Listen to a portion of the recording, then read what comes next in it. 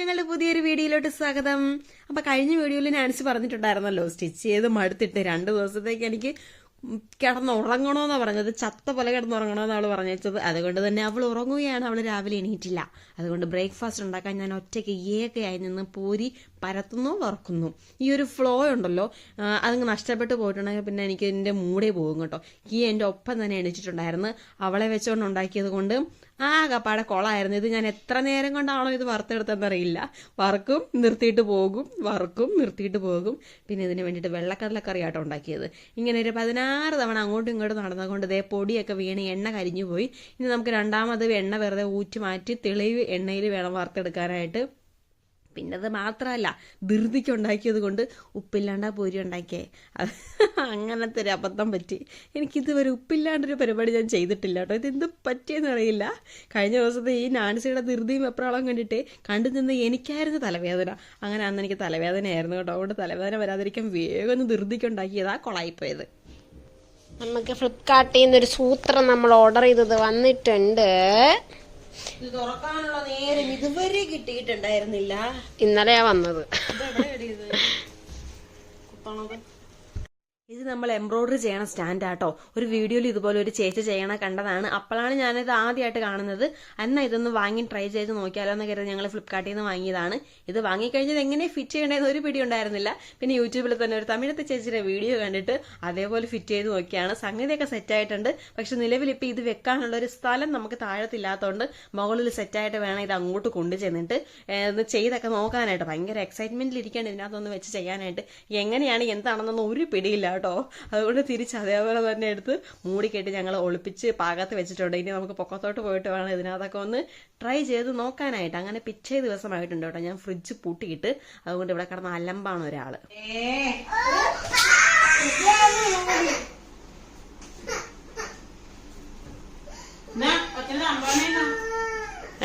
എണീക്ക് വീട്ടിലുള്ളപ്പോൾ ഇതാണ് കഥ കേട്ടോ.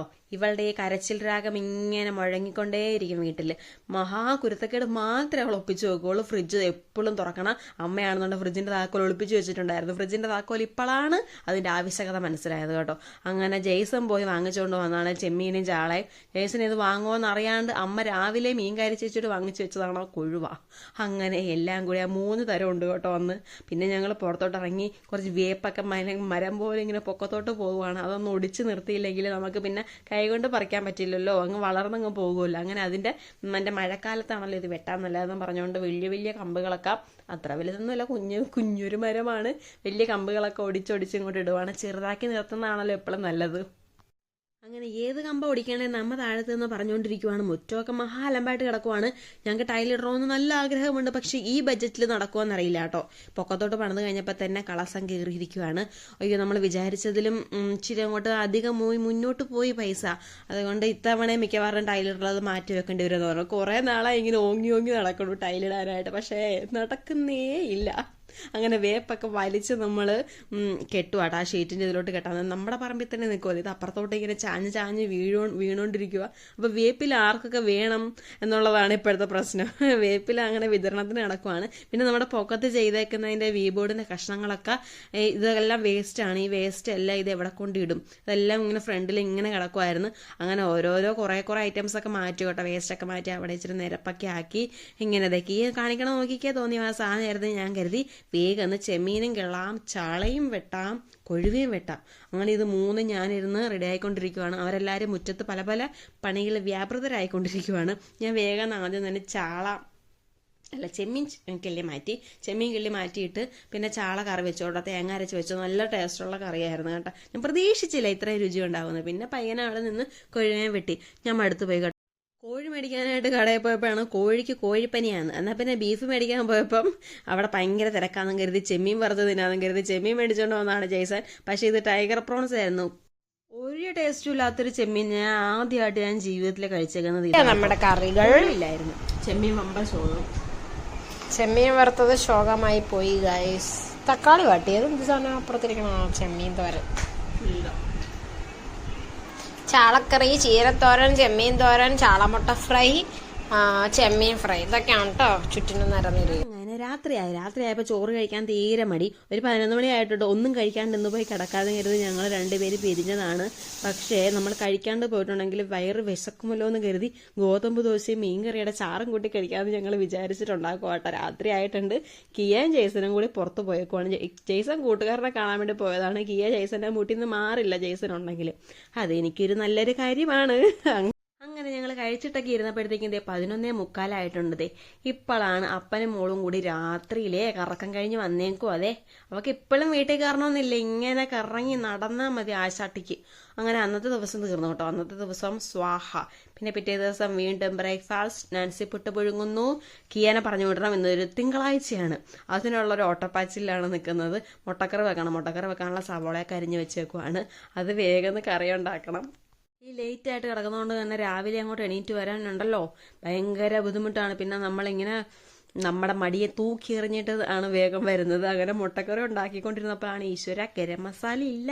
ഗരം മസാല പൊടിക്കണം കേട്ടോ. ഈ സ്റ്റേജിലൊക്കെ ആകുമ്പോൾ പൊടി ഇല്ലെന്നറിയുമ്പോൾ എനിക്ക് പൊടിക്കാൻ തീരെ മടിയായിരിക്കും. പക്ഷെ അത് ഇട്ടില്ലെങ്കിൽ ഒരു തൃപ്തിക്കുറവ്. എന്നാൽ ഒരു ലേശം അങ്ങ് വേഗം എടുത്തേക്കാന്ന് കരുതി എടുക്കുവാണ്. ഇപ്പോഴത്തെ മെയിൻ പരിപാടി ഇതാ, വേഗം പൊടിക്കാൻ വേണ്ടി ഒരു ഇച്ചിരി പൊടിച്ചു വെക്കും. എന്നിട്ട് എപ്പോഴും തീർന്നു പോകും. എന്നിട്ട് പിന്നെയും പൊടിക്കണം. ഏലക്ക കണ്ടരുമാനം ഇട്ടിട്ടുണ്ടെങ്കിൽ അമ്മ പറയും ഭയങ്കര ഏലക്കയുടെ കുത്തലാട്ടോ. അതുകൊണ്ട് ഞാൻ ഏലക്ക ഇട്ടതൊക്കെ ഇച്ചിരി തിരിച്ചെടുക്കുവാണ്. അങ്ങനെ നമ്മുടെ മുട്ടക്കറി റെഡി ആയിട്ടുണ്ട്. പുട്ട് അവിടെ പുഴുങ്ങിക്കൊണ്ടിരിക്കുന്നു നാൻസി. പിന്നെ എനിക്ക് തോരൻ വെക്കണം കേട്ടോ. ഒരു ബീൻസും ക്യാരറ്റും കൂടി ഒരു തോരൻ കിയാക്കി കൊടുക്കാമെന്ന് കരുതി അതിനുള്ള പരിപാടിയിലാണ്. ഇതിനിടയിൽ അവളെ എണീപ്പിച്ച് പല്ല് തേപ്പിച്ച് കുളിപ്പിക്കുക എന്നുള്ളതാണ് വലിയ ടാസ്ക്. ഇച്ചിരി മതി തോരനിടാൻ മാത്രം. അയ്യോ, മുട്ടക്കറി മൂടി വെച്ചില്ല. കിയാനെ പറഞ്ഞ് സ്കൂളിൽ വിട്ടു കേട്ടോ. അപ്പം ഞങ്ങൾ കുറച്ച് ദിവസമായിട്ട് വിചാരിക്കുന്നു ഒരു പഴയ ടോപ്പ് ഇരിപ്പുണ്ട്, അതൊന്ന് എൻ്റെ അളവിലാണ് ഇരിക്കുന്നത്, അതൊന്ന് മാറ്റി നാൻസിയുടെ അളവിലോട്ട് ഒരു ഡ്രസ്സ് പോലെ ആക്കി എടുത്താലോ എന്ന് ആലോചിച്ചോണ്ടിരിക്കുക. അതിനുവേണ്ടി നാൻസി കോസ്റ്റ്യൂമൊക്കെ ഒന്ന് മാറി വന്നതാണ്. ഷോർട്സ് ഒക്കെ കാണിക്കുമ്പോൾ ഒരു മെനയായിട്ട് ഇരുന്നോട്ടെ എന്ന് കരുതിയിട്ട് ഇതാണ് നമ്മുടെ ടോപ്പ്. ഈ ടോപ്പ് ഞാൻ കുറേ നാൾ ഇട്ടതാണ് കേട്ടോ. ഒരു 5-6 വർഷം പഴക്കമുള്ളതാണ്. അങ്ങനെ അവൾ ഇട്ട് നോക്കുവാണെങ്കിൽ അവളുടെ പാകത്തിലോട്ടാകുമ്പോൾ എങ്ങനെ ഇരിക്കും ഞങ്ങൾ ആലോചിക്കുവാണെങ്കിൽ നല്ല ഒന്നാന്തര സാധനം വെട്ടിമുറിച്ച് കൊളാക്കണോ, ഇത് ഇവളുടെ അളവിലോട്ട് തികയോ ഇല്ലേ എന്നൊക്കെ ആകപ്പാടെ സംശയമായിരുന്നു. പിന്നെ ഒരു പരീക്ഷണം അനിവാര്യമാണല്ലോ. അങ്ങനെ അതെന്താണേലും ചെയ്യാന്ന് ഞങ്ങൾ തീരുമാനിച്ചു. എന്നാലും നാൻസി അവസാനമായി വേണോ ഞാൻ ഇതേപോലെ ഇത് ഇങ്ങനെ ഇട്ടാലോ. പണ്ട് ഞങ്ങള് വർക്ക് ഞാൻ ചെയ്തയച്ചതാട്ടോ ഇത് എംബ്രോയിഡറി വർക്ക്. എൻ്റെ ഒരു പ്രാന്ത് കയറിയിരുന്ന സമയത്ത് എല്ലാത്തിലും എനിക്ക് ചിരിച്ച പണിത് വെക്കണം. അങ്ങനെ ഇതിനകത്ത് പണിത് വെച്ചേക്കണതാണ്. ഇത് ഈ ഓഫ് വൈറ്റ് ഇട്ട് ചെയ്താൽ നല്ല രസാട്ടാ.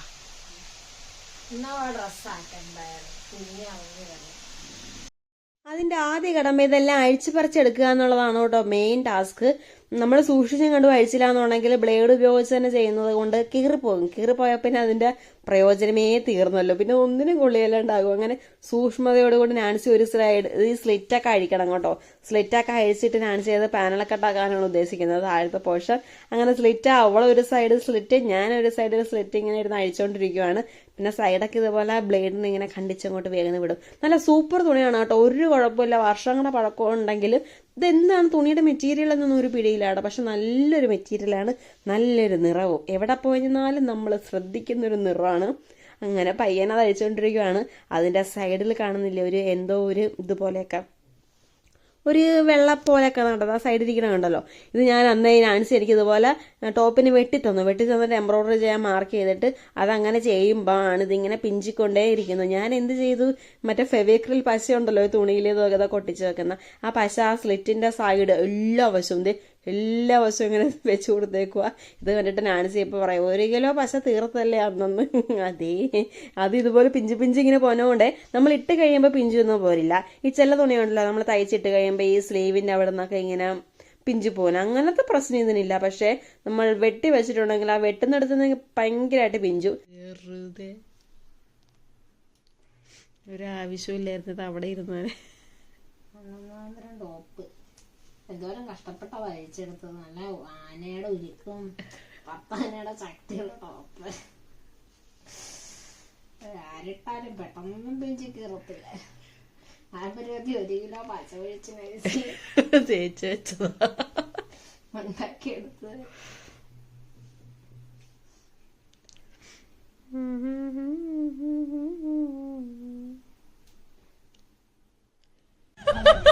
അതെ, ഈ രഹസ്യം കാണാൻ പറ്റിയ മെനു. നമ്മളോട് കൂടി മണ്ണടിഞ്ഞു പോട്ടെ, അല്ലാണ്ട് പറ്റിയല്ല. അയ്യോ, അരമണിക്കൂർ അല്ല ഒരു മണിക്കൂറിന് മുന്നേ കുറച്ച് വിവരം ഉണ്ടായിരുന്നു കുടുംബമായിട്ട്. ചശോ തുണി പോരടി കാണിച്ചേ കേട്ടോ ഇല്ല ഇവിടെ. അങ്ങനെ മനസ്സിലടിച്ച് മേത്ത് വെച്ച് നോക്കിയപ്പോ നാനിസ് പറഞ്ഞു, ഈശ്വരാ തുണി തികയില്ല, പണി പാളി, ഇതിനി ആരും അറിയാണ്ട് നമ്മൾ മാത്രം അറിഞ്ഞാൽ മതി, ടോപ്പ് കൊളാക്കിയ കാര്യം എന്നൊക്കെ പറഞ്ഞുകൊണ്ട് ഞങ്ങൾ ഇരിക്കുകയാണ്. അതിനിടക്ക് അമ്മ വന്ന്, അമ്മ ജോലിയും കഴിഞ്ഞ് വന്നിട്ട് അമ്മ പാചകം ചെയ്തുകൊണ്ടിരിക്കുകയാണ് കേട്ടോ. ഞങ്ങൾ ഇങ്ങനെ ഓരോ കൊളാക്കിക്കൊണ്ടിരിക്കുകയല്ലേ ഓരോന്നും. പിന്നെ ചേമ്പ് കഴിഞ്ഞ ദിവസം നമ്മൾ വൃത്തികേടൊക്കെ പറിച്ച് കളഞ്ഞപ്പോഴത്തേക്ക് ചേമ്പ് തോരൻ ഉണ്ടാക്കണമെന്ന് കരുതി അങ്ങനെ ചേമ്പിന്റെ തണ്ടൊക്കെ അരിഞ്ഞ് വെച്ചേക്കുവാണ്. പിന്നെ കഴിഞ്ഞ ദിവസത്തെ ചെമ്മീനെ മുരുളൻകിഴങ്ങിട്ട് വെച്ചതാട്ടോ, അത് വലിയ വൃത്തികേടില്ലായിരുന്നു അങ്ങനെ വെച്ചപ്പം.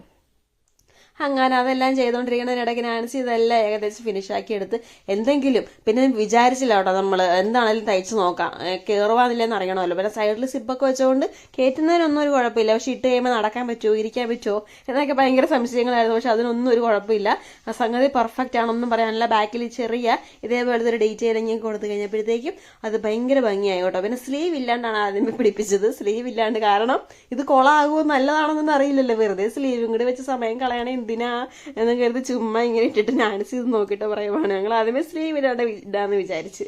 അയ്യേ സ്ലീവ് ഇല്ലാണ്ടെന്ന് ഞാനിടിയല്ലോ, എനിക്ക് ഇത് ഈ ഉടുപ്പിട്ട് കണ്ടിട്ട് അവളെ പറയാം, അവളെ ലൗലി ഇത് വിളിക്കാൻ തോന്നുന്നു.